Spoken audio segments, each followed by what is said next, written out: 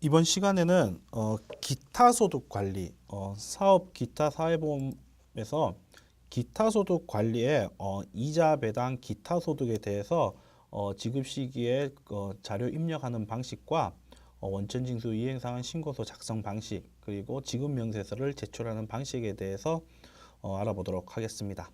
자, 우리가 기타 소득 관리라는 곳에서는 기본적으로 우리가 생각하는 기타 소득이라고 하면 뭐 소위 말하는 뭐 종합소득, 이자소득, 배당소득, 사업소득, 근로소득, 연금소득, 뭐 퇴직, 양도소득 이외의 소득을 기타소득이라고 하잖아요. 그런데 여기에서 기타소득 관리라는 곳의 기타소득 관리 부분은 기타소득을 포함한 이자 배당에 대해서도 기타소득 관리에서 신고를 하는 항목들입니다. 자, 여기에 보시면은 기타소득 등록이라는 곳이 있을 거고 기타소득 자료 입력, 뭐 배당소득 자료 입력이라는 곳이 있어요. 자, 기타소득자 등록에서는 이자 배당에 해당되는 소득자들도 등록을 통해서 할 수 있고요.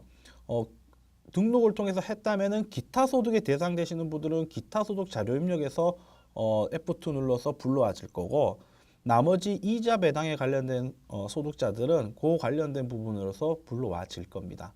자, 먼저 기타 소득자 등록을 한번 보도록 하겠습니다. 자, 기타 소득을 뭐 일부 등록을 한 상황인데요. 한번 보면은 기본적으로 기타 소득의 코드 번호가 있습니다. 그 코드 번호는 맞춰서 치시면 될 것 같고요. 상호명, 뭐 이름이나 성명을 치면 되겠고, 거주 구분, 이 거주 구분의 거주냐 비거주냐를 칠 수도 있습니다. 뭐 기타 소득하고 사업 소득 같은 경우는 비거주자에 대해서 지급 명세 제출을 별도로 하게 돼 있어요. 여기 보시면은 비거주의 사업 기타 소득 지급 명세를 해서 별도로 지급 명세를 제출할 수 하도록 되어 있으니까 뭐 비거주자인지 거주자인지도 잘 체크를 하시면 될 것 같습니다. 자, 소득 구분란에서 기타 소득자냐, 배당 소득자냐, 이자 소득자냐를 구분을 한 번에 하게끔 되어 있는데요. 여기에 보시면은 클릭을 해보시면 뭐 기타 소득 항목에 대해서 쭉 나와 있고 밑에 보면은 이자 소득 항목 그리고 밑에 보시면 배당 소득과 관련된 항목들이 있습니다. 그래서 그 항목들에 맞게끔 체킹을 하시면 될 것 같습니다. 이 체킹을 하시면은 기본적으로 체킹을 하시고 이제 내국인 여부를 체킹을 하시면 되고요. 뭐 주민등록번호는 해당 주민등록번호를 치시면 될 거고 소득자 구분에 해당되시는 소득자의 그 뭐 부분을 선택해서 하시면 될 것 같습니다. 자, 법인 개인 같은 경우는 뭐 법인 개인에 해당되면 구분을 체킹을 하시면 될 것 같고요. 여기 필요 경비율이 있습니다. 우리 기타 소득자의 필요 경비. 우리가 기타 소득자 같은 경우는 기본적으로 필요 경비를 일정 부분 인정을 해주잖아요, 그죠?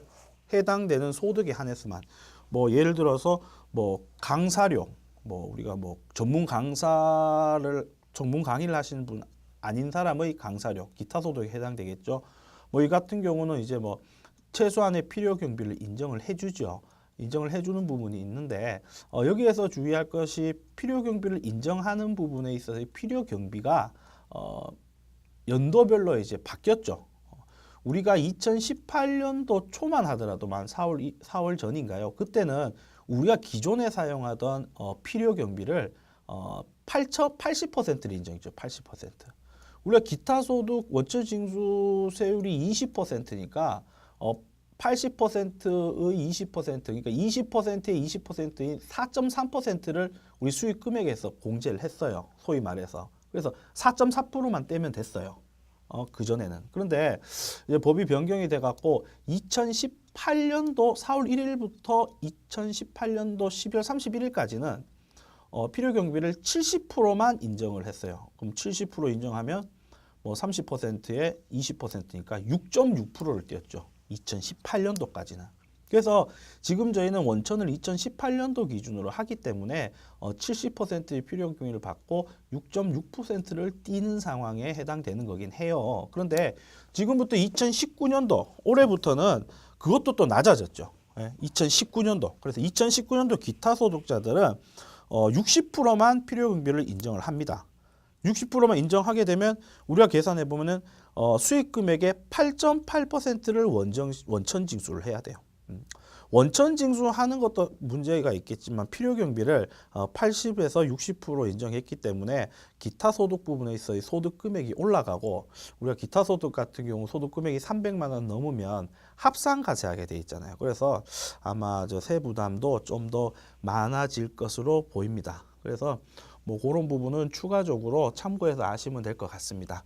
자, 그래서 우리가 기타 소득자에 대해서는 뭐 해당 사항을 체킹을 하시면 될 것 같습니다. 그리고 이분의 박이자 씨라는 분은 기본적으로 이자 소득에 해당되시는 분이셔요. 이자 소득을 받았었을 때는 소득 구분에 뭐 이자와 관련된 부분을 체킹을 하시면 될 것 같은데요.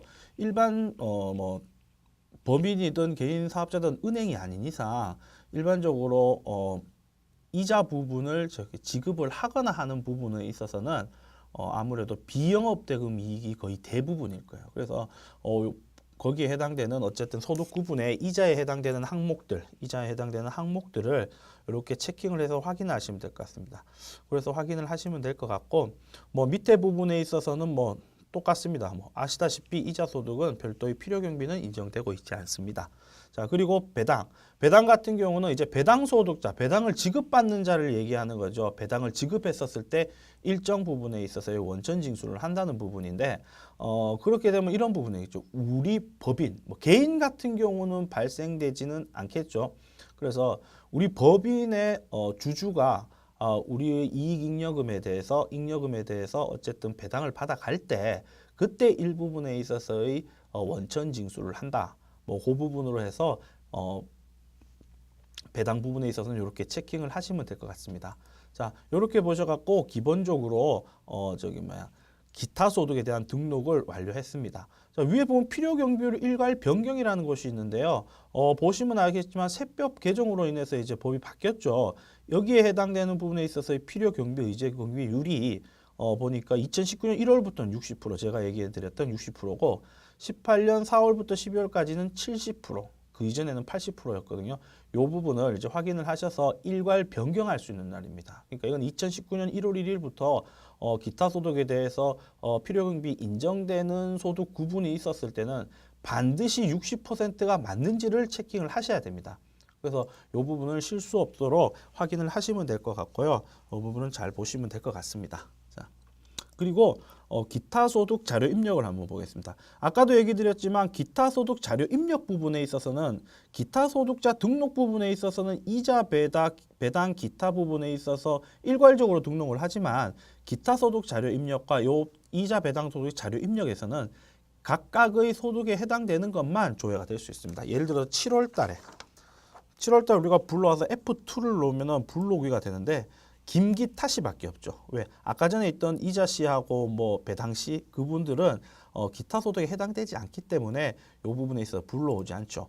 그럼 다시 말해서 결과적으로 우리가 기타 소득자 등록과 관련돼서는 여기에 있는 소득 구분에 소득 구분을 정상적으로 잘 체킹하셔야지 정상적인 우리가 원천 징수를 할 수 있다는 걸 알 수 있으니까 그 부분은 이제 유의를 하셔갖고 잘 보시면 될 것 같습니다.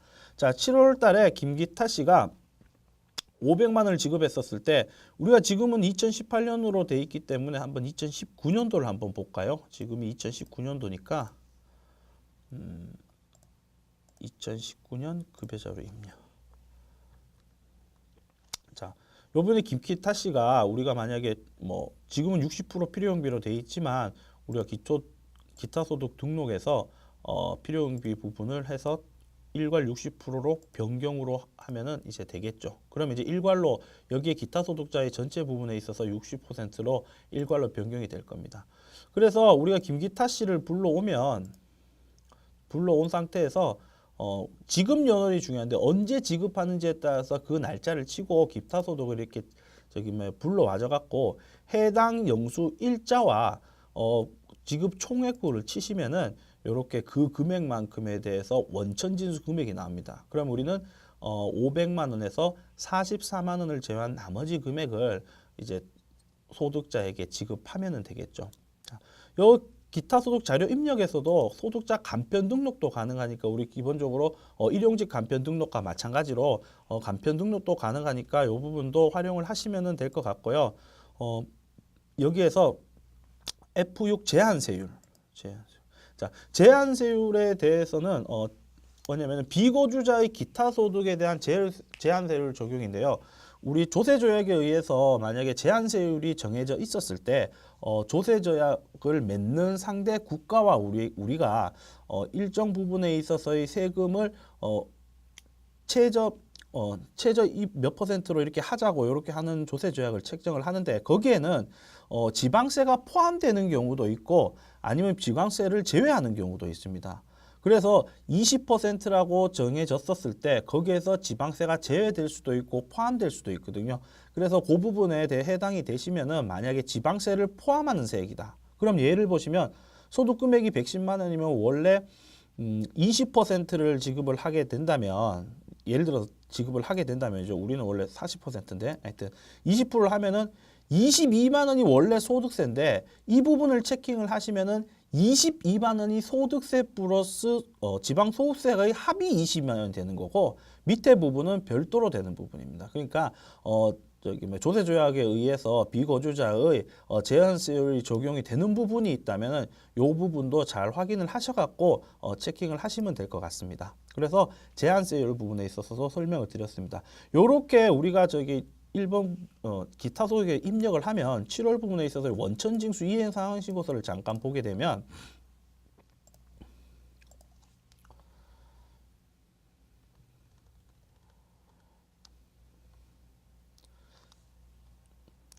자, 이렇게 기타 소득자에 대한 내역이 오고 요거를 마감을 하시면 되는 겁니다. 마감을 하시면 될 것 같고요. 나머지 이자 배당 소득은 2018년도를 일단 가져갖고 한번 설명을 드릴게요. 자, 이자 배당 소득의 자료 입력으로 보시면은 이렇게 해당 월이나 이런 부분들인데 이번에도 7월로 해서 이렇게 하도록 하겠습니다. 자, 여기서도 조회를 하시면 F2 조회를 하시면은 기본적으로 소득자의 정보가 나오고요. 그 부분을 체킹을 하시면 되는 겁니다. 아까도 얘기해 드렸듯이 이자 배당 소득도 소득 구분을 잘 정확히 해야 거기에 대한 정상적인 원전 징수나 이런 부분을 찔 수 있기 때문에 기타 소득 소득자 등록에서 잘 해주시길 바랍니다.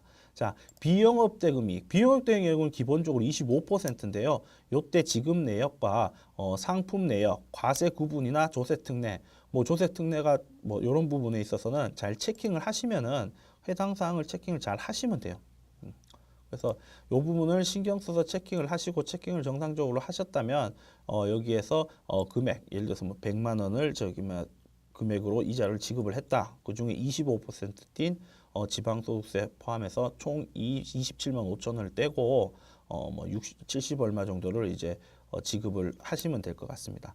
배당 같은 경우는 마찬가지입니다. 배당도 금융상품이나 가세 구분, 조세특례 제한 등에 있어서 체킹을 잘 하셔갖고 우리 배당 금액에 대해서 14%인 소득세와 지방소득세를 떼고 77만 원을 뺀 금액을 지급을 하실 때 이렇게 작성을 하시면 될 것 같습니다. 7월 달 부분에 있어서 이 부분에 있어서 그 원천징수 이행 상황 신고서를 보면